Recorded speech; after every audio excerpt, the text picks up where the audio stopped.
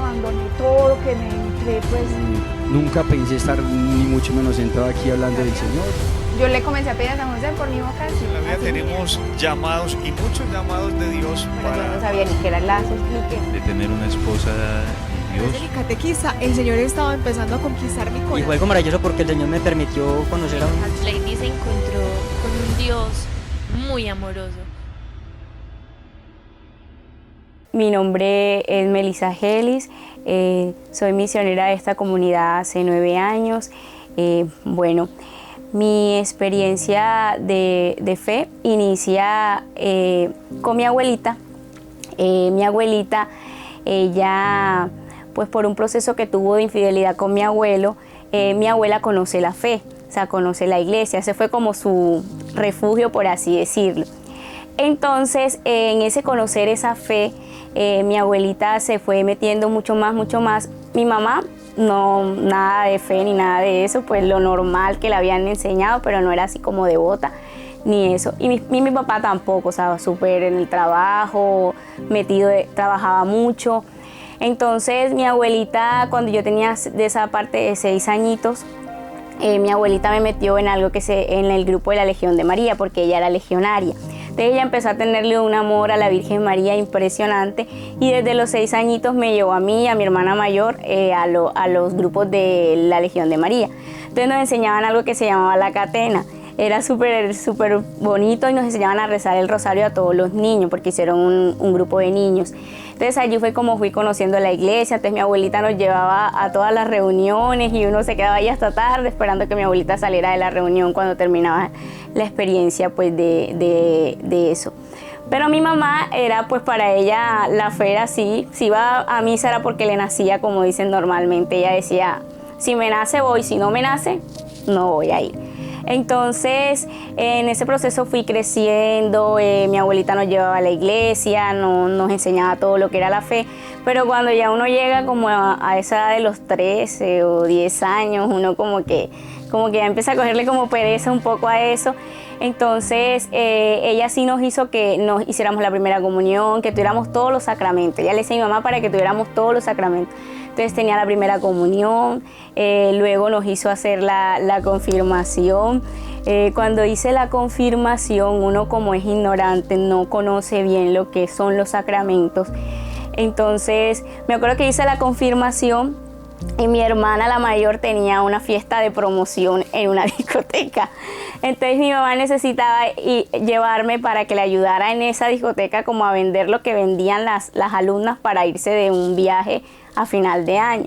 Entonces, como no teníamos sino un fundamento de que no sabíamos que eso estaba mal, pues para un católico así normal, la discoteca es normal. Entonces mi mamá me lleva, después de que recibo tan grande sacramento, me lleva a ese lugar como para que yo toda emocionada, porque eso es lo que el mundo le vende pues literalmente a todo. Entonces, después ya de esa experiencia como tal, le fui cogiendo como cosa a la iglesia, y íbamos, porque mi abuela nos decía, pero llegó en un punto en que dije como que, ay no, qué pereza, o sea, si íbamos a misa los domingos bien, si no también.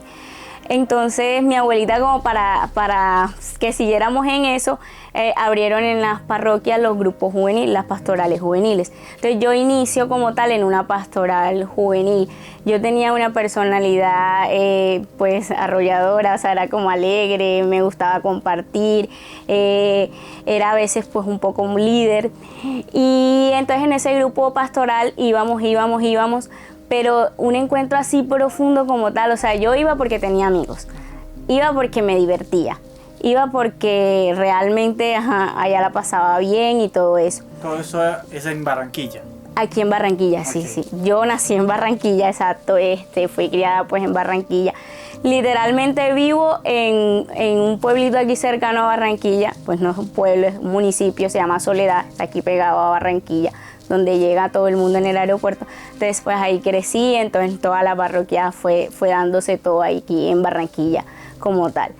Entonces después en ese grupo pues tuve las primeras experiencias como conocer a Dios. Los grupos eran los domingos para que pudiéramos los jóvenes ir a misa. Entonces la idea del padre era como rescatar a los jóvenes a través del deporte. Entonces él se inventaba un torneo de fútbol y de voleibol como para atraer a los jóvenes a través de eso. Entonces, antes de eso me devuelvo, cuando yo tenía 10 añitos, pues yo vivía con mi papá y con mi mamá. Entonces a mi papá lo trasladaron para Cartagena del trabajo. Entonces mi papá se fue a vivir a Cartagena y de ahí se fue mi mamá y se fueron yendo mis hermanos. Tengo 6 hermanos. O sea, mi mamá, a pesar de no conocer la fe, dice que pues nunca se le dio por abortar un hijo, no, ella iba teniendo sus hijos y mucha gente le decía otro más, pero ella iba adelante con sus hijos. Hubiésemos sido 7, pero la mayor se murió cuando tenía 2 años. Entonces yo soy la segunda soy la segunda hija, porque pues, hay una mayor y yo soy la segunda. Entonces, bueno, nos fuimos para Cartagena. A mí no me gustaba Cartagena, fue una experiencia muy difícil porque era trasladarnos de ciudad y así. Entonces en Cartagena pasa algo, que en Cartagena mi papá trabajaba muchísimo y mi papá prácticamente se iba a las 5 de la mañana y llegaba prácticamente 12 de la noche. O sea, no lo veíamos, o sea, lo que compartíamos con él era muy, muy poco. O sea, y una vez me acuerdo que yo hice para el Día del Padre o para un cumpleaños un dibujito para mi papá y me quedé dormida en la silla, en la mecedora, esperándolo. Y eso para uno como niño empieza a generar como una herida. Entonces, bueno, con mi papá teníamos esas pocas experiencias así y él empezaba pues a llegar cada día más tarde, incluso tenía hasta trabajo los domingos. Entonces mi mamá una vez íbamos para un paseo todos en familia y él la llamó y le dijo que iba a poder estar con nosotros un rato, pero que tenía que ir a trabajar porque llegaba algo que tenía que hacer. Entonces mi mamá dijo que ella no iba porque, o sea, siempre le hacía pues lo mismo. Y mi hermana mayor y yo, como ya estábamos más grandecitas, entendíamos y queríamos pues ir a la playa. Entonces nos fuimos para la playa y ella dijo, lleva las peladas, y nos fuimos con mi papá. A la playa solo duramos como 20 minutos porque él recibió una llamada y se tuvo que ir y nos compró un mango, nos sacó y nos fuimos así con las mismas para la casa. Entonces en Cartagena había una tradición. Hay una tradición que es el 1 de noviembre, que es el Día de los Angelitos. Entonces se comparte yuca, papa. O sea, los niños en vez de que le den dulce, la gente les da todo eso para que terminen haciendo un sancocho en un parque. Entonces, después de que venimos a la playa, el consuelo fue ese, como que los amiguitos de por la casa nos llevaron allá. Entonces, la raíz de que mi papá no estuviera tanto tiempo en la casa, conoció una mujer. Entonces cuando conoció pues a esa mujer, él se enamoró pues de ella y entonces ya se descubrió todo esto de que él estaba con otra mujer. Entonces mi mamá pues le dolió mucho eso, entonces ya allí se dio la separación de ellos dos. En ese entonces yo tenía como 10 añitos y mi otra hermana tenía 12. Entonces para mí en ese momento nosotros íbamos entendiendo todo lo que pasaba, todo lo que se vivía. Mi mamá estaba embarazada, ella lloraba mucho, o sea, tenía 6 hijos, le tocaba sola. Él pues se quedó en Cartagena, nosotros nos regresamos a Barranquilla. Entonces nosotros las 2 mayores manteníamos, era en casa de mi abuela. O sea, de mi abuela era la que manteníamos porque pues mi mamá tenía los otros niños pequeños y cómo hacía y esto. Y entonces llegó en un punto en que, bueno, mi papá nos visitaba poco, íbamos creciendo, yo iba creciendo en la adolescencia y yo iba creando con mi papá una distancia y una ausencia de abandono. Entonces eso lo intentaba llenar porque yo decía, a mí ningún hombre me va a hacer lo mismo que le hizo mi papá a mi mamá. Entonces yo no creía en matrimonio porque la mayoría de los matrimonios de mi familia no fueron matrimonios felices, solo una tía tenía su matrimonio como estable. Entonces mi mamá siempre nos decía eso, pues la herida que ella tenía, ella siempre nos decía como que nos echen para adelante, estudien, sean profesionales, no se dejen como como subyugar de un hombre, que mire lo que me pasó a mí, mírense en este espejo y así, nada más tengan un solo hijo, o sea, las heridas que pueden cargar pues todo este tipo de cosas.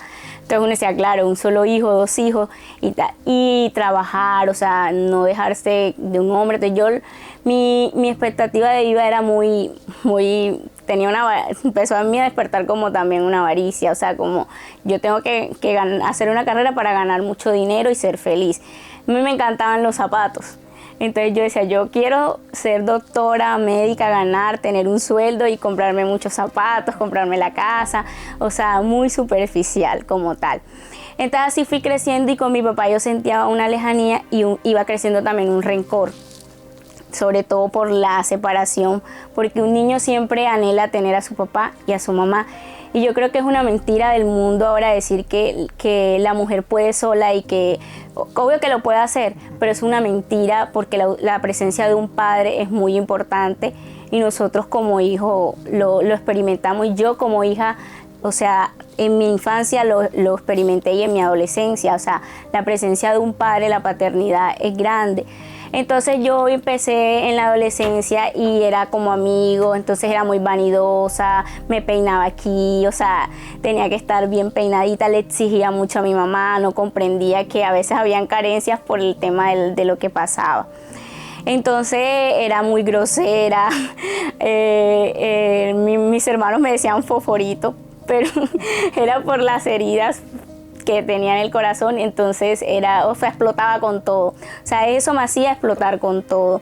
Entonces era como ponerse una coraza como para que aquí nadie entre para herir, pero era todo eso por el rencor, por los vacíos, por el dolor. Y mi mamá también llegó en un punto en que yo decía, mi mamá a mí no me quiere porque me regañaba muy fuerte, o sea, entonces yo decía, mi mamá a mí no me quiere. Entonces, bueno, ya después de eso fui avanzando en la etapa de la adolescencia y en esa etapa, bueno, me iba a la pastoral, allí en la pastoral, pues nosotros como jóvenes íbamos a la iglesia, pero pues también íbamos a ¿cómo es que se llama? Hacían minitecas en las casas, o sea, nos divertíamos normalmente. Nunca conocía pues la presencia de adorar así como a Jesús en espíritu y en verdad. Entonces dentro de esa pastoral, en uno de esos torneos que les había dicho anteriormente, en un colegio estábamos haciendo el torneo. Ese día yo salgo de mi casa, y eso fue un 1 de noviembre del 2009, Día de los Santos. Entonces yo salí de mi casa, ese día peleé con mi hermana porque mi hermana se retrasó mucho y yo era como que no me gustaba. Entonces peleé con ella y salí con una amiga. Y mi hermana siempre iba conmigo, ella era muy pegada a mí y siempre iba conmigo agarrada de esta mano. Entonces ese día yo salí pues normal, reí, hice lo que pude. Entonces ya eran las 5 de la tarde y tenía que regresarme a la casa. Tenía yo 17 añitos. Entonces cuando me voy regresando a la casa, eran como las 5 de la tarde, una persona pues que había tomado el carro en estado de embriaguez, 3er grado de embriaguez. Yo estaba en la puerta del colegio del INEN y del colegio a la carretera hay bastante trecho. El carro pierde el control del carro, o sea, como él venía borracho, para esquivar una moto pierde el control y se sale de la vía. Entonces cuando él se sale de la vía y yo estoy en la puerta, el carro empieza como a hacer como un carrito chocón y había una mitad de un tronco y yo iba por ese lado para ya irme para mi casa. Entonces yo iba con 2 amigos y una amiga. Ellos pudieron salir corriendo y la otra amiga se subió a un árbol que estaba al lado. Pero a mí del susto, del nervio, las piernas no me dieron para correr. Entonces como no me dieron para correr, el carro se viene hacia mí y ¿cómo es que se llama? Y pues allí me atropella.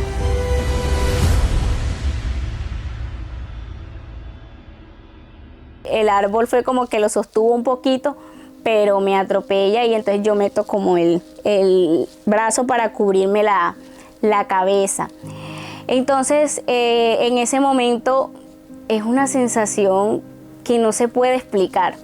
O sea, que no se puede explicar porque yo no sé, yo sentía como si eso fuera un sueño y como si en el momento sentía como si algo saliera de ti y luego te volviera a entrar así como, por así decirlo, como no es tu día, como que... Y yo recuerdo que en ese momento cuando yo abro los ojos, yo digo, bueno, empiezo a tocarme y digo, estoy bien. Entonces cuando digo que estoy bien, miro esta mano y está perfecta, pero cuando miro del otro lado, o sea, eso era, mejor dicho, botaba sangre, no, pues para no dar tantos detalles, el brazo estaba quebrantado, la mano pues había quedado intacta. Entonces yo empecé a sentirme así como que me daba mareo, entonces me pusieron, la gente que estaba ahí me ayudó, me dijeron, entonces un vigilante del colegio le dijo a mi mamá que gracias a Dios pues ellos pudieron ver y pudieron tener como el impulso de poder sacar, porque cuando hay un accidente a veces no mueven a las personas por fractura, pero ese día el vigilante me movió y cuando él me saca desde debajo del carro, porque era como una Chevrolet de esas camioneticas que transportan alimentos, porque ni siquiera era un carrito pequeño sino era algo grande, y yo siempre era flaquita y aparte chiquita. Entonces ellos dicen que se les dio por sacar, o sea, dijeron, no, vamos a sacarla porque ese carro quedó como tambaleando. Entonces al sacarme ellos que me ruedan, el carro se da la vuelta. O sea, él le dijo a mi mamá unas palabras muy duras, pero le dijo como que si nosotros no sacamos a su hija de ese carro la vuelve puré. O sea, la vuelve puré. Entonces mi mamá lloraba. Entonces en todo eso, botaba la sangre, yo sentía que me estaba muriendo y yo decía, Dios mío, este es mi último día. Y entonces me montaron en la ambulancia, llegué a una clínica, entonces allí no me atendían porque no atendían accidentes, entonces me mandaron para otra clínica aquí en Barranquilla, que es la que atiende a todos los accidentes. Y entonces en ese momento que yo iba en la ambulancia, iba como llorando, quería ver a mi mamá, pero mi mamá en ese momento estaba trabajando en unas zonificaciones. Entonces yo empecé en ese momento a recordar todo lo que hice, incluso la pelea que había tenido, o sea, todo lo grosera que había sido, incluso lo anterior, o sea, todo lo que había hecho, por así decirlo, antes de ese accidente. O sea, yo decía, ay, Dios mío, o sea, en estos momentos lo único que quiero es lo único que quería era pedir perdón, lo único que quería era decirle a esas personas, o sea, lo siento. Y entonces, pero a pesar de eso, yo decía, toda la culpa la tiene mi papá. Porque si mi papá no se hubiese ido de la casa, a nosotros no nos pasaran tantas cosas malas, decía yo. Entonces iban y había una amiga que iba conmigo y ella temblaba y yo le decía, yo tengo mucho sueño. Entonces el paramédico decía, no la puedes dejar dormir porque si se duerme, se nos va, porque había perdido mucha sangre. Entonces en ese momento yo decía, Dios mío, si pierdo este brazo, pero yo tenía la ilusión de que el brazo en la clínica lo iban a reconstruir y que no iba a ser nada grave. Cuando yo llego a la clínica me empiezan a dar los primeros auxilios, todas las cosas, y entonces entraron un montón de médicos y dijeron, no, unos decían que sí se podía salvar y otros decían que no, que ese brazo había que amputarlo. Yo no entendía, yo decía, ¿cómo así? O sea, me asustaba y eso. Y entonces, bueno, yo decía que no, me aferraba al brazo, yo decía, no, a mí no me importa, reconstrúyanlo, así sea cuánto tiempo yo tenga que durar, pero reconstrúyanlo. Pero como yo era menor de edad, pues los que tenían que hacerlo eran mis papás. Entonces mi mamá, cuando llegaron, ellos firmaron para que hicieran la operación. El médico que me operó dijo que no, que el brazo realmente, si se salvaba, podía durar 2 meses de vida porque podía llegar una gangrena, o sea, estaba muy sucio y podía ser una bacteria y la bacteria podía llegar al cerebro y en 2 meses pues podía morirme o podía darme un derrame y así. Entonces él le dijo que qué preferían ellos, que yo durara 2 meses o que durara sin un brazo pues el tiempo que Dios quisiera llevarme. Entonces ellos dijeron, no, pues que dure todo el tiempo, sí, que, o sea, que se haga pues la amputación del brazo. Cuando el médico llega pues a decirme, yo tenía 17 años, no había terminado prácticamente el colegio, lo terminaba en unos meses, o sea, mi grado era en unos meses. Entonces yo dije, no, yo empecé a gritar y yo le dije, a mí no me importa, yo quiero morirme, yo quiero durar 2 meses, pero mi brazo me lo tienen que salvar, o sea, ¿cómo me van a dejar a mí? Yo voy a ser un monstruo, decía yo, o sea, yo voy a ser un monstruo. Entonces el médico me decía, no, mira, que hay muchas posibilidades, que no sé qué. Y yo digo, Dios mío, o sea, Dios es tan bueno y tan generoso con uno, que yo decía, ese médico me hablaba, o sea, era un médico y me hablaba y me decía, y yo le decía, yo voy a ser un monstruo, yo no voy a salir nunca de ese cuarto, porque no voy a poder soportar eso, le decía yo. Entonces él me decía, mira, Dios tiene un propósito. O sea, me habló que todavía me acuerdo. Y me decía, Dios tiene un propósito tan grande contigo. Me decía, eres un alma muy especial. Y me decía, bueno, no me decía alma, me decía, eres una persona muy especial. Me decía así. Y tiene un propósito tan grande contigo que tú no te imaginas. Me decía así, ¿cuántas personas no tienen un brazo, una pierna y han salido adelante? Pero yo en ese momento no lo entendía.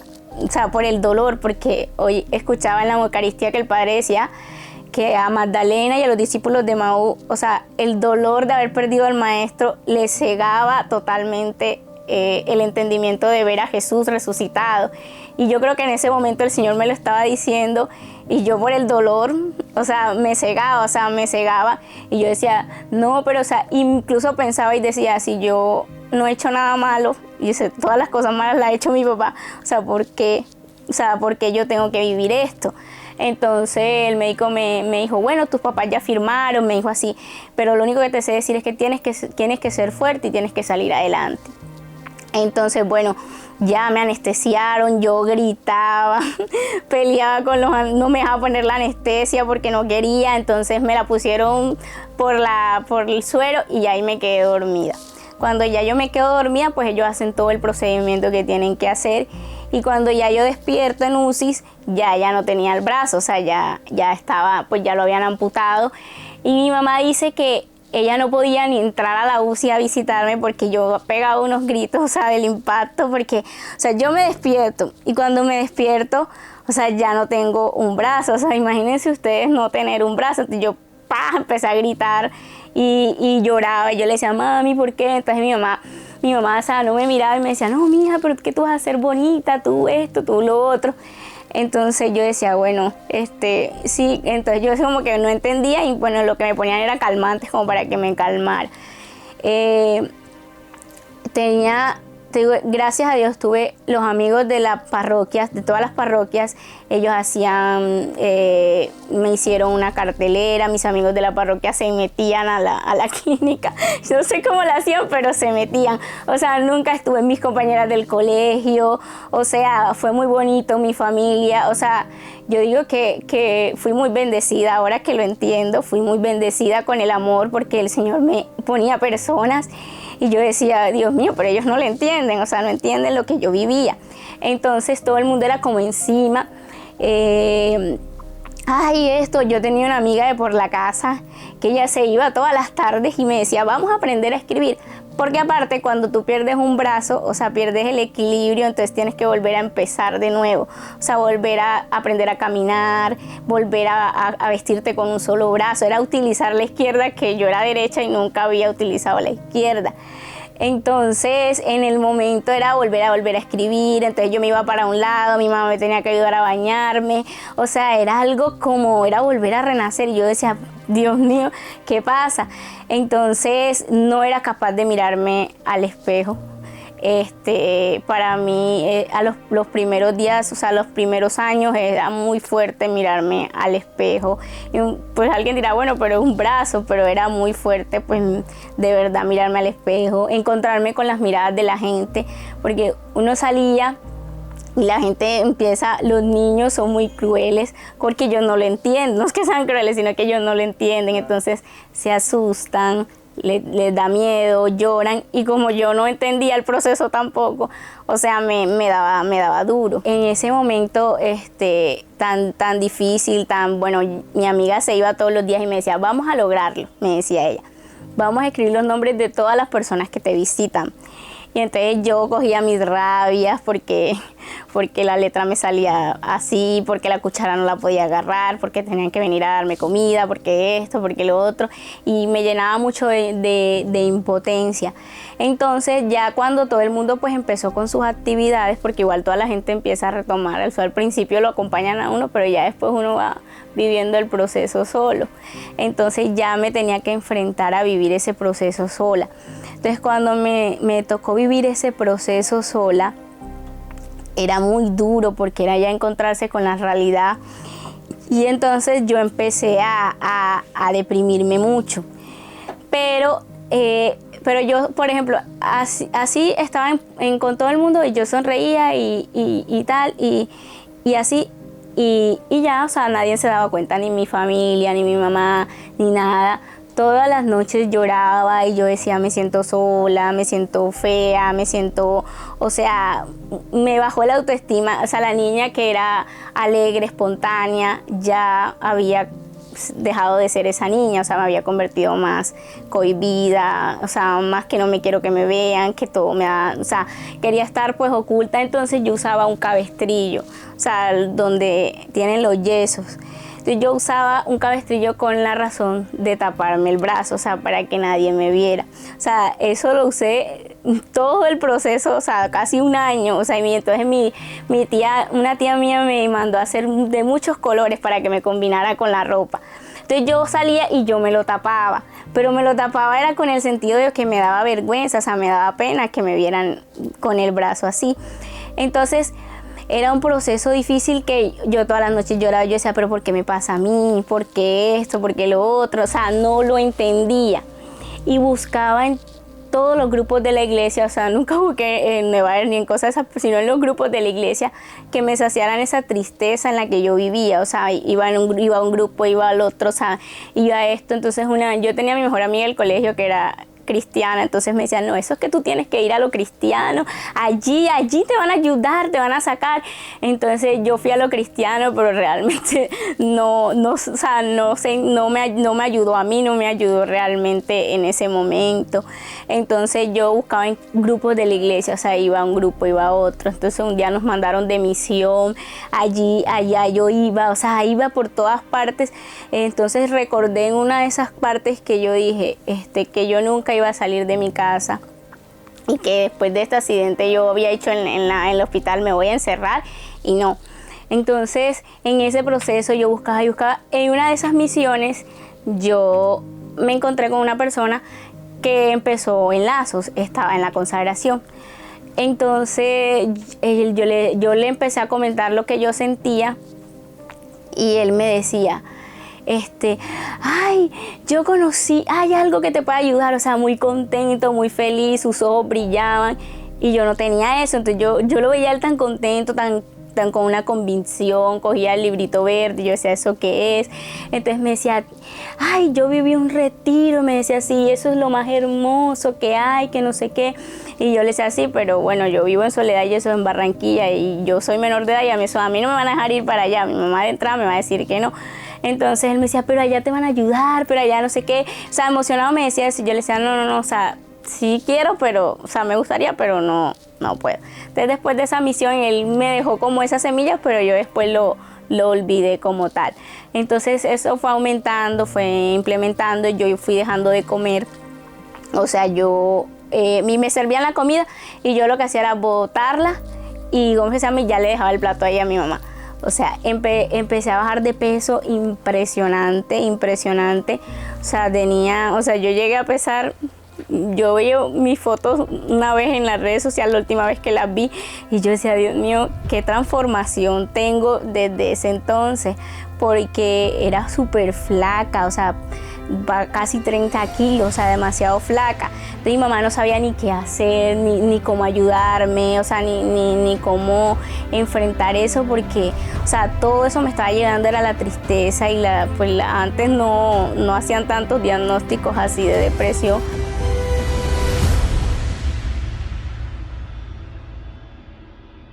Cuando me dijeron, bueno, vas a estudiar, porque, bueno, no me lograban hacer nada por el proceso que llevaba, o sea, tuve que dejar la universidad como un poco de meses, como un poco de años para poder iniciar una carrera. Entonces mi mamá dijo, bueno, vas a estudiar. Yo empecé a tener muchos miedos a coger un bus, miedos a montarme, miedos a que la gente me mirara, que la gente me rechazara.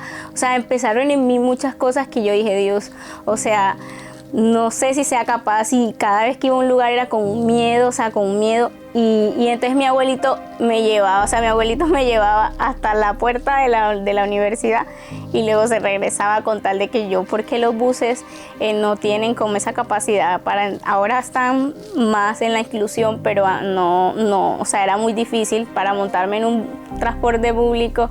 Eso es una odisea, eso es un desafío literal, porque no puedo agarrarme, porque, o sea, por esto, porque el otro, porque los buses andan muy rápido. Entonces mi temor era caerme, y el temor de mi familia también era eso, era caerme. Entonces mi abuelito me llevaba, pero él entonces viajó a Pereira. Y cuando él viaja a Pereira, mi mamá me dijo, yo no puedo acompañarte, porque no puedo dejar la casa sola. Te va a tocar irte sola. Entonces, y ese día como que fue algo del cielo, porque ese día se me perdieron los cabestrillos, o sea, no los encontraba, o sea, no sé dónde estaban, y busqué y no, ya era tarde, tenía que irme. Entonces fue la primera vez que salí sin cabestrillo después de tanto tiempo, o sea, de que no me tapaba el brazo. Entonces cuando salí, yo vi que me miraba más la gente con cabestrillo que cuando no tenía cabestrillo. O sea, como que ya sé que tienes eso. Entonces, cuando no lo usaba, la gente era como curiosa de saber qué era lo que había ahí. Pero cuando lo dejé de usar y cuando me voy a montar en ese bus, me caigo, o sea, me doy una matada bien dada, pero, o sea, con la fuerza me levanté, el señor del bus fue muy cordial, me levanté. Entonces tú te das cuenta que a pesar de todo hay gente que tiene un corazón muy grande, o sea, muy, muy hermoso. O sea, yo encuentro personas en todos lados que realmente ahí veo a Dios, o sea, yo, esto me lo mandó Dios. Entonces me levanté, entonces bueno, ya me pude montar en el bus, cumplí ese reto. Y ahora el reto era venirme de regreso. Bueno, conocí en la universidad unas personas, 2 compañeras que fueron unos ángeles, o sea, ellas, no te preocupes, nosotros nos vamos contigo, o sea, me apoyaron muchísimo. Como mis compañeras del colegio, yo no quería graduarme, o sea, yo no quería graduarme porque yo decía que, o sea, acaba de vivir el proceso del accidente. Es como tenía buenas calificaciones, el rector dijo que no había problema, que ya mi grado estaba. Pero yo no quería ir a la ceremonia porque yo pues tenía eso de que me sentía fea, de que no me iba a quedar la toga bien. Toda persona cuando es 11 grado, todo el mundo sueña con su grado. Para mí el grado fue lo más desastroso del mundo, el grado de bachillerato. O sea, yo fui porque mis compañeras literal me dijeron, si tú no te gradúas con nosotras no vamos ninguna. Entonces fue como que me sacaron y entonces fui a la toma. Entonces en el colegio me hicieron como un reconocimiento muy bonito. Entonces mis compañeras ahí encima, o sea, fue como que el apoyo para poder estar en el grado, por así decirlo. Mis amigos de la iglesia, yo no iba a hacer fiesta y mis amigos de la iglesia alquilaron sillas. Eso hicieron ellos la fiesta de grado. Entonces en ese momento, yo cuando veo todo eso, en cada momento que yo llegaba, yo encontraba personas que me ayudaban, que esto, que lo otro, pero aún así yo tenía mi tristeza, tenía mis vacíos, o sea, yo no había entendido lo que yo vivía, o sea, lo que me daba era rabia. Yo decía, bueno, yo aquí con esto y la persona que me atropelló, quién sabe dónde está, nunca lo conocí, nunca dio la cara, o sea, nunca prácticamente, o sea, hubo como un acercamiento. Entonces fui pues en ese proceso de llanto, de lágrimas. Lloraba todas las noches sin que mi familia me viera. O sea, era como cuando me iba a acostar, prácticamente tampoco ni dormía, porque era como llorar. Entonces en el canal Cristovisión, que veía mi abuelita, a las 3 de la tarde daban una coronilla de la Divina Misericordia. Entonces yo empiezo a ver esa coronilla porque eran unos jóvenes y los jóvenes rezaban tan devoto la coronilla y la cantaban, que esa coronilla, o sea, yo sentía como si me liberaran esa coronilla. Ahora que lo entiendo, sí, literal me estaba liberando. Entonces llega ese momento en que la coronilla, entonces él dice, del diario de Santa María Faustina Kowalka.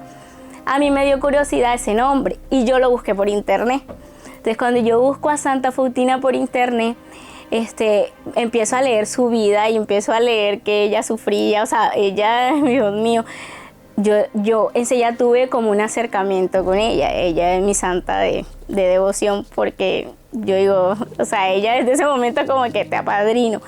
Entonces empecé a hacer esa coronilla y también lloraba en esa coronilla, también lloraba. Yo decía, pero ¿qué es esto? O sea, y luego había un padre que hacía las horas santas, casi 2 horas en esa hora santa, adoraba a Jesús. Y ahí era donde yo iba y yo le decía al Santísimo Jesús, yo quiero liberar, yo quiero dejar de ser triste. O sea, yo le decía, yo quiero superar esto, yo ya no quiero seguir así. Yo le decía, si tú tienes, o sea, no es que intenté suicidarme, pero sí tenía como pensamientos de que me quiero morir. O sea, me quiero morir, o sea, ¿yo qué hago aquí? Decía yo, prácticamente. Entonces, todo ese proceso llega pues la consagración a Soledad. Yo no sabía que en Soledad había lazos y llegan a esa parroquia, no a la parroquia donde hacían las horas santas, sino a otra cercana.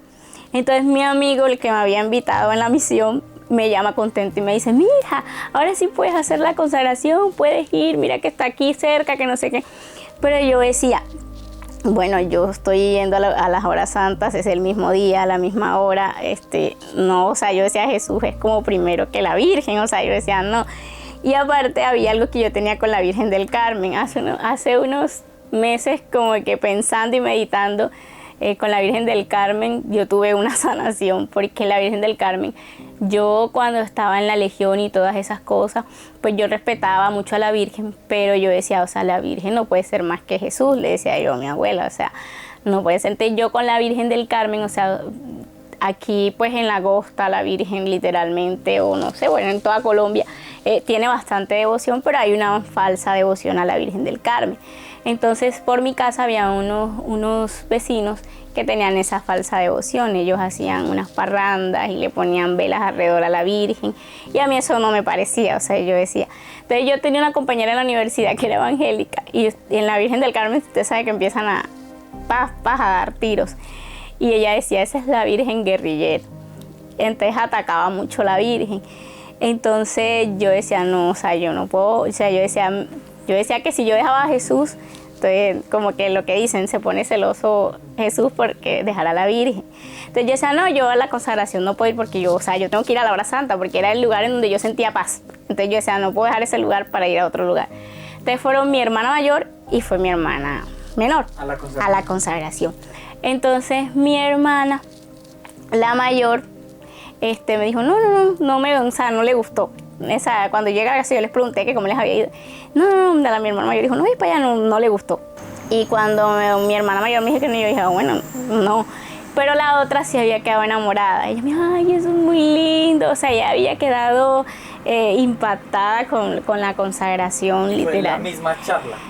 ¿Ah? La misma charla. La misma charla. Entonces ella sí quedó enamorada. Ay, mi hijo, eso es lindo, yo quiero ir, pero como ella era menor, o sea, mi mamá les dijo, tienes que ir con una de ellas dos, que son mayores. Entonces ella me decía, ay, vamos, porque ella siempre andaba, ella es muy pegada a mí. Entonces ella me decía, ay, vamos. Yo le decía, no, yo no puedo dejar la hora santa. O sea, te lo digo literalmente, no puedo dejar la hora santa a esa hora. El padre se demora 2 horas y no vamos a poder llegar a la consagración. Bueno, entonces cuando nos fuimos para allá, me dijo, bueno, yo voy a la hora santa. Y le decía, si la hora santa se acaba temprano, yo te acompaño. Pero yo le dije así porque yo sabía que la hora santa no se iba a acabar temprano. Era como para que ella se le quitara la idea. Entonces ella me acompañó a la hora santa. Y cuando ella me acompaña a la hora santa, el padre, yo no sé qué le pasó ese día. Él dijo, no, hoy no puedo dar la hora santa o sea, durarme todo el tiempo, solo voy a exponer a Jesús 15 minutos porque tengo algo que hacer. Así que el padre les puso 15 minutos y la acabó rapidito. Entonces ella me dice, ay, vamos a poder ir. O sea, ay, yo como que, ay, sí, vamos a poder ir. O sea, que tenía una cosa tan fea que yo decía, ay, no, yo no quiero ir para allá. O O sea, el mismo enemigo como no queriendo dejarlo a uno, yo decía, yo no quiero ir para allá. Entonces, bueno, ya me tocaba porque la tenía que acompañar y se lo había prometido. Entonces, bueno, nos fuimos a la consagración, caminamos unas cuadras hacia la parroquia, a la otra parroquia. Y entonces en la otra parroquia, mi hermana, llegamos. Y en la puerta habían 2 misioneros. Y entonces lo que nos dice la gente en el retiro, o sea, mi mamá de consagración tenía una cara como si fuera una sonrisa pegada. Aparte, bueno, antes yo no sonreía, pero no era sonreír. O sea, yo digo que a veces sonreír, como muchas veces en las redes sociales uno dice, ay, esta persona es feliz, pero a veces puede ser una máscara. Puede ser una máscara y en el interior puede haber un vacío, una soledad y puede estar destrozado totalmente el alma. Y eso era yo, o sea, yo podía sonreír, pero no era una felicidad del alma, sino era como, ay, sí, como poniéndote la careta y luego por dentro realmente Dios sí sabe lo que tú vives. Cuando yo llegué, yo vi que esa sonrisa venía del alma. O sea, yo veía que esa sonrisa venía del alma y ella me dijo, ¿quién como Dios? Y yo decía, o sea, uno llega como que así, nadie como Dios, porque ¿quién va a ser nadie como Dios, cierto? Entonces era ella, y entonces los que apoyaban la consagración, o sea, todos tenían una sonrisa. Y yo me quedé, prácticamente fue por eso, me quedé por el amor que por el amor que nos recibieron, por la sonrisa que tenían, por la dedicación, y entré a la charla, creo que era soberbio yo. Y yo dije como que, o sea, voy a ir el otro jueves porque voy a ver qué es lo que es. A ver si tiene la misma sonrisa, dije yo. O sea, voy a ver si ese día... ¿Hasta ver cuánto les duraba? Ajá, hasta ver cuánto le duraba. Entonces fui allá y dije, bueno, voy a ver el otro jueves para ver. Y luego fui el otro y el otro y el otro. Mi hermana, ella estudia pedagogía infantil, ella es profesora. Entonces mi hermana no pudo consagrarse porque aquí en la Universidad del Atlántico, la pedagogía infantil, ellas van en la mañana al campo y en la noche hacen lo que es teoría. O sea, ellas van y trabajan y en la noche es que van a estudiar. Entonces ella no podía seguir la consagración y literal la que siguió la consagración fui yo. O sea, yo fui la que seguí la consagración. O sea, la consagración en ese momento era para mí. Entonces yo decía, bueno, la hora santa y ahora la hora santa, o sea, Jesús. Entonces en un momento sentí como si, bueno, pero vívela en esta parroquia. O sea, vive en esta parroquia y vive la consagración. O sea, no importa que no sea igual el Padre, pero vívela aquí. Entonces, estando en la consagración, mi madre de consagración, como me sabía el proceso, pues ella me dijo, vamos a ir a retiro. Entonces yo dije, bueno, ya como estaba entusiasmada y todas estas cosas. Entonces ella me dijo, pero entonces no tenía el dinero. Entonces ella me dijo, bueno, aquí hay un perfume, vende unos números y no sé, ahí sacamos la mitad y luego yo te doy la otra. Entonces yo imagínense con todo eso que tenía yo, a mí no me importó pena, no me importó nada y empecé a vender los números y ahí alcanzamos para el retiro. Fui a retiro un 29 de septiembre, me acuerdo yo. Fue una experiencia que marcó mucho mi vida, incluso el testimonio de Tony Meléndez fue donde yo sentí que Dios me habló y me dijo, tú lo puedes. Yo lo que me dijo el médico prácticamente el Señor me lo confirmó y ahí fue donde salí con un deseo de seguir más, de seguir este proceso de esa comunidad. Tenía muchas batallas porque cuando yo me estaba consagrando ya a finales, mi familia, mi casa, eso fue un despelote, o sea, la Virgen organizándolo todo, o sea, era una cosa impresionante y mi mamá no entendía la radicalidad, o sea, de que yo me vistiera, porque ya pues nunca nos vestimos así muy desnudos, pero sí lo del mundo, o sea, cortos y cosas así, o sea, la moda, lo que trae la moda y la moda trae cosas así. Entonces ya yo cambié mi manera de vestir y era una adolescente, o sea, era una joven y ella no entendía. O sea, yo le decía, mami, ya no me quiero poner esto, no quiero usar blusas de tira. O sea, yo empecé a renunciar a esas cosas. A mí enseguida me hablaron de la castidad y yo no había entendido eso de la castidad. O sea, yo veía que los novios normal, o sea, para mí era normal. Sí, yo sentía que eso era normal, o sea, o que se fueran a vivir juntos, eso era normal, porque aparte veía series de Disney, veía series estadounidenses, pues yo decía, eso es normal. Y cuando me enseñaron eso, yo dije, de verdad que sí. Porque uno como mujer, cuando entrega su cuerpo, cuando todas esas cosas, uno como mujer se siente vacía. Y literalmente por eso Dios dio un orden en esa vida, ¿cierto? Y yo decía, no. Entonces empecé a renunciar a muchas cosas, incluso a la música.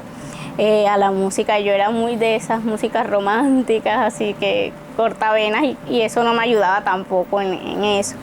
Tenía una banda favorita que en mis tiempos pues era RBD, sí, esa banda. Me costó renunciar a esa banda.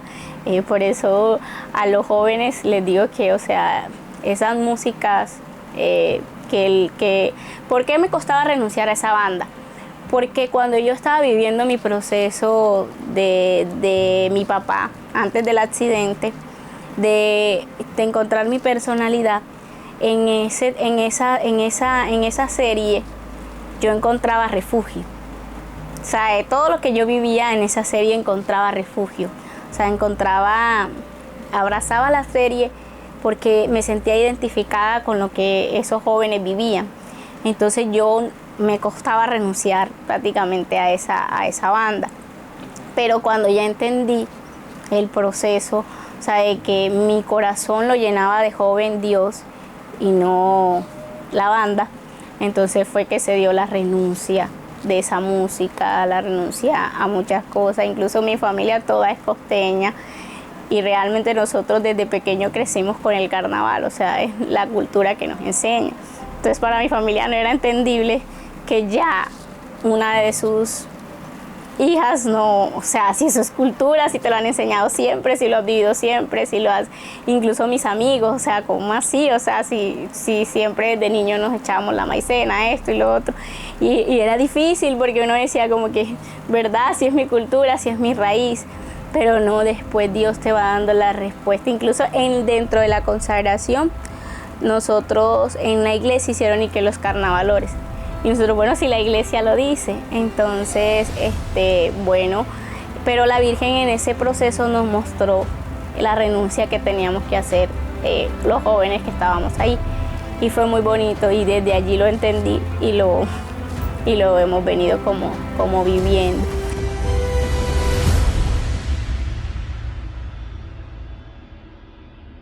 Entonces ya nos consagramos, el día de la consagración, todo eso. Fue muy hermoso y me hago misionera porque yo dije, wow, cuando en el retiro cantaron, yo dije, wow, o sea, yo quiero ser misionera, o sea, yo quiero, o sea, encontré lo que estaba buscando en todo, o sea, yo encontré lo que estaba buscando, o sea, ese vacío, todo eso, empezó el Señor como a mostrarme. Entonces yo ya me hice misionera. Cuando serví en mi primer retiro, yo recuerdo que la administrativa no sabía ni qué hacer. O sea, ¿dónde pongo? O sea, no puede picar, o sea, porque igual cuando uno inicia pues en logística. Entonces ella no sabía qué hacer y entonces como ella no sabía en dónde ponerme, eso me afectó porque todavía tenía mis heridas. Entonces yo me acuerdo que empecé a llorar y yo lo que hice fue, bueno, me voy para el Santísimo.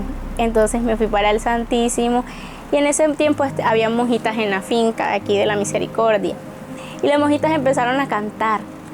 Y yo estaba ahí arrodillada y yo le decía, bueno, Señor, entonces ¿por qué me trajiste para acá? Decía yo, o sea, para hacer un estorbo como para ellos, por ahora ellos ahí enchicharronados, ¿qué hacemos con esta niña? O sea, ¿qué le ponemos a hacer? Entonces me daba muy duro porque yo le decía, bueno, Señor, o sea, y entonces el Señor en ese momento yo sentí que me dijo, yo seré tu mano derecha. Yo seré tu mano derecha, no te preocupes, ahora baja. Y no son como esas revelaciones así, pero lo sentía que me lo estaba diciendo. Entonces bajé y cuando bajé, la directora del retiro dijo, no, bueno, yo tengo aquí mi hijita, dijo ella. Y ella necesita que la cuide mientras yo estoy en la charla, no sé qué. Entonces ella dijo, bueno, ¿la puedes cuidar? Y yo le dije, bueno, sí, emocional, la podía cuidar. Y conocí a una misionera de la tienda, Carmencita, y ahí fue muy bonito con ella. Y luego la administrativa me dijo, ¿puedes lavar vasos? Y yo dije, claro, o sea, yo estaba emocionada porque decía, yo puedo, porque ya el Señor me lo había dicho que sí podía. Entonces yo dije, claro, yo puedo enjuagar vasos. Entonces ella me dijo, bueno, vamos a enjuagar vasos. Y entonces ahí pues todo el mundo, o sea, los misioneros, me acuerdo que una misionera me regaló mi primera virgencita. O sea, yo salí de ese retiro sirviendo maravillosamente y yo dije, sí puedo, el propósito de Dios es grande, solo tengo que dejarme llevar. Y así me dejé llevar, entonces luego el Señor me pidió más siendo misionera porque ahí recaía en esas cosas, recaía en mis tristezas, en mis vacíos. Entonces el Señor me pide que sea sierva aquí en Barranquilla, en la finca.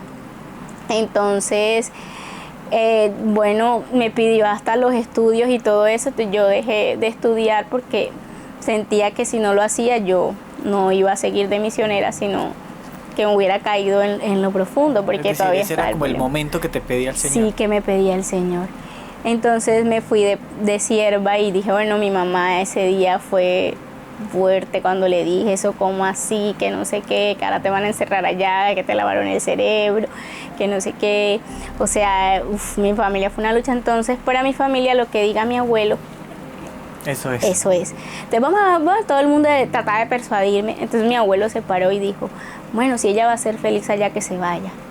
Yo sentí ahí el respaldo del Padre Celestial y yo dije, claro, esto es de Dios. Porque la misionera que me hizo la entrevista me dijo, si Dios quiere que te vayas, allá vas a estar. Y yo recordé esas palabras cuando mi abuelo se levantó y dijo, yo decía, mi abuelo va a decir que no me vaya. Pero mi abuelo se paró y dijo, si ella va a ser feliz allá, que se vaya. Entonces todo el mundo que bueno, que se vaya. Mi hermana mayor dijo, bueno, entonces el esposo ya dijo, no, bueno, yo ayudo con la toalla, con no sé qué. Entonces empezaron a llegarme todas las cosas que necesitaba de sierva y me fui. Mi mamá lloró, fue donde me di cuenta y dije, ay, mi mamá lloró y me decía, no te vayas, yo qué he hecho, que no sé qué. Yo, mami, tú no has hecho nada, no me voy a morir. Le dije yo, tranquila, voy a regresar en 4 meses. Pero realmente no regresé en 4 meses, duré casi como 2 años de misión. Wow. Allá en la finca.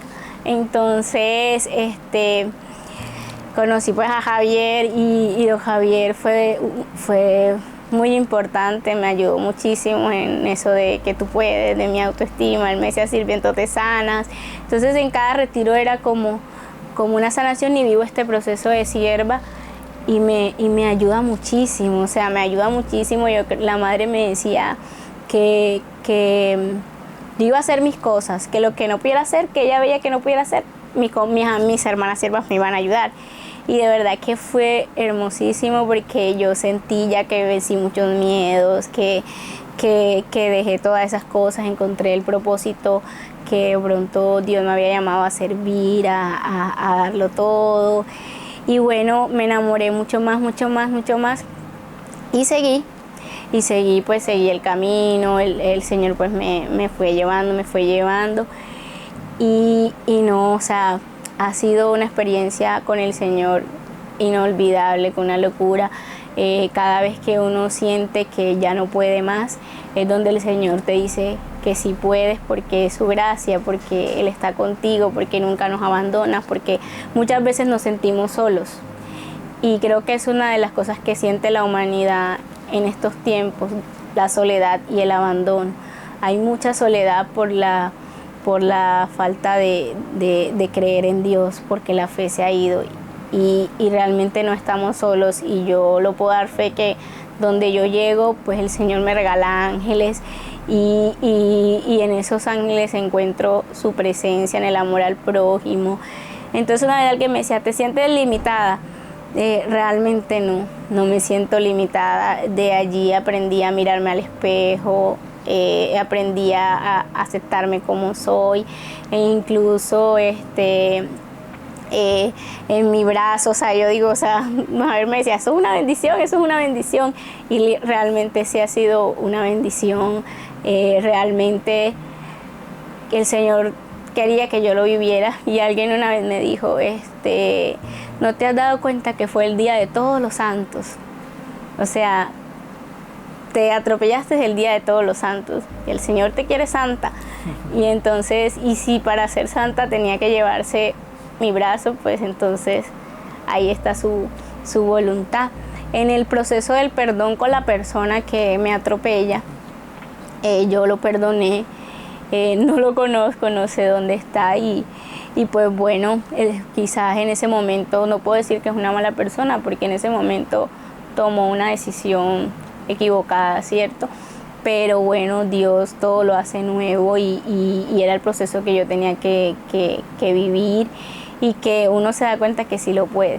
O sea, que sí lo puede vivir con Dios, porque sin Dios no hubiera podido salir de ese hueco, de esos dolores, de esas tristezas, y mi felicidad pues la he encontrado con Dios.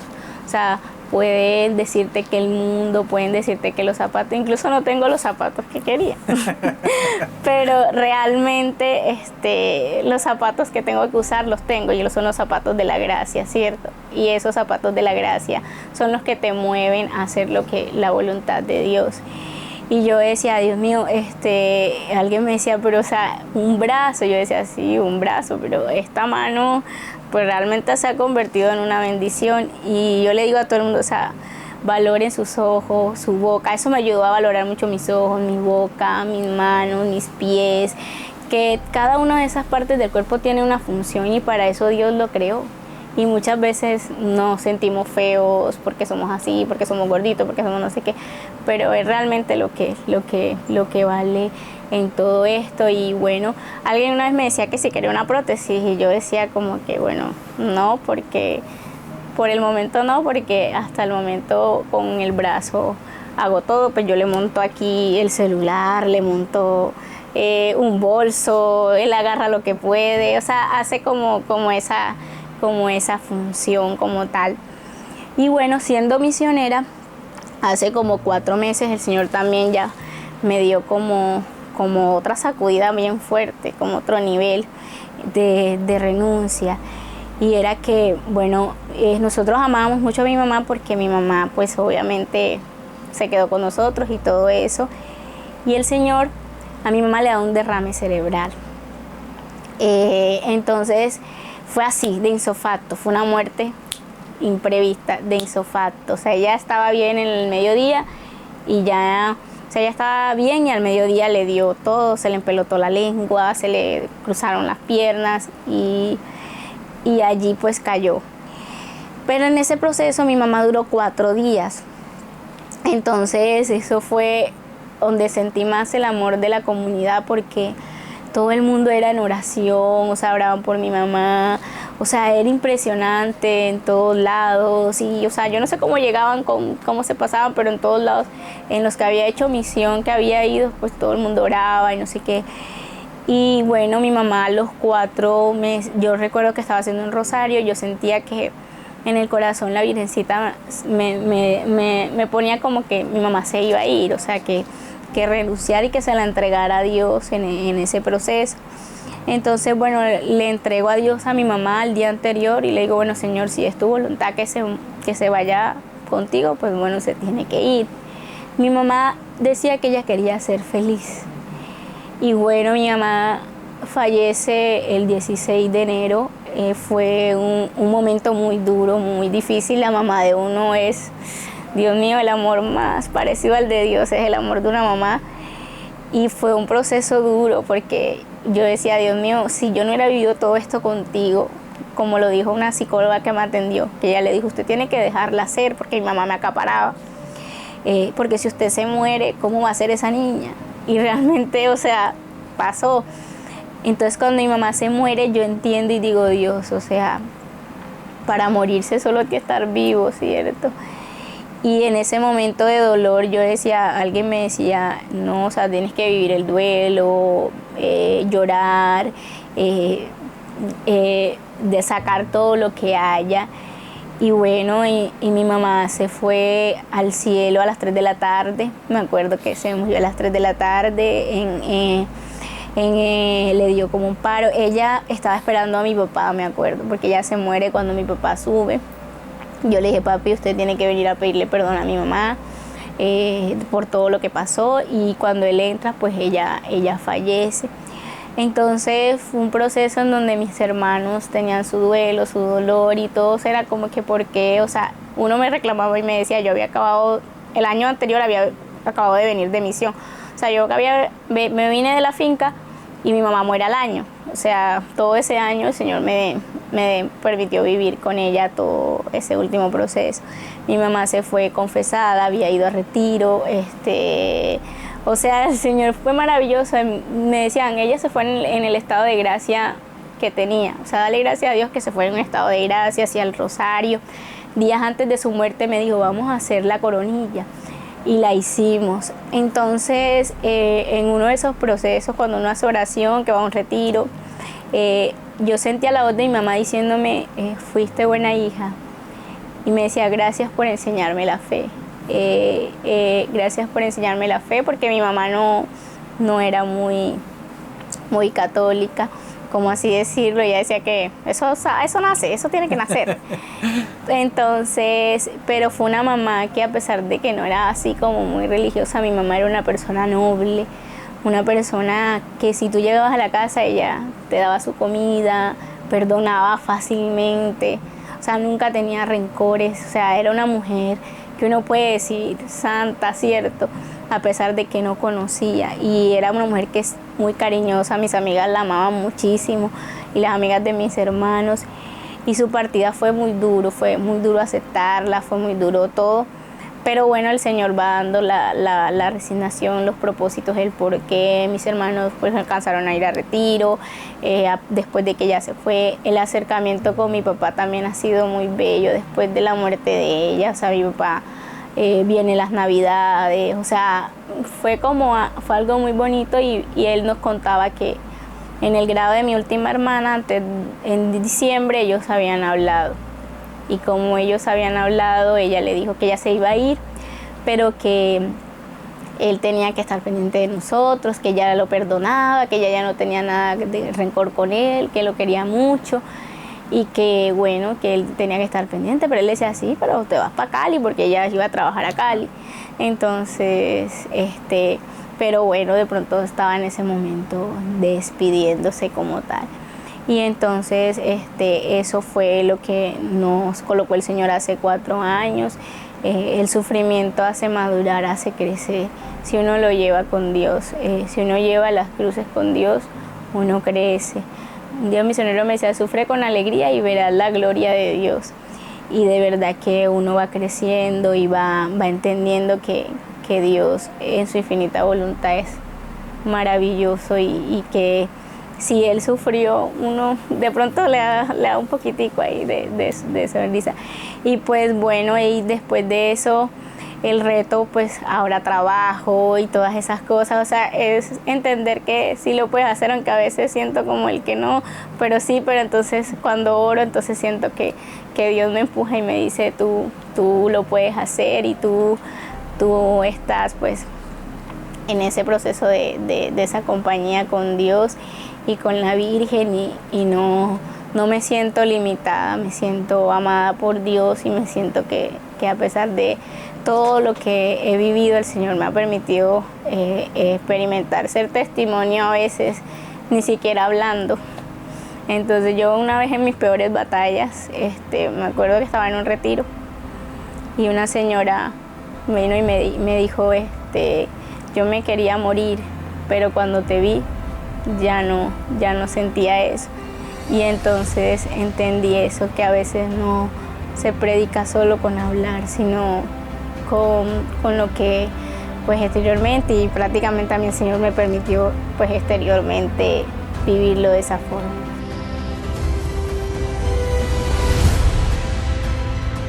Yo abandoné todo lo que me entré, pues Nunca pensé estar ni mucho menos sentado aquí hablando del Señor. yo le comencé a pedir a San José por mi vocación. En la vida Así tenemos llamados, y muchos llamados de Dios pero yo no para... sabía ni qué era el lazo, ni qué. de tener una esposa de Dios. El catequista, el Señor estaba empezando a conquistar mi Y corazón. fue algo maravilloso porque el Señor me permitió conocer a un... Lady se encontró con un Dios muy amoroso.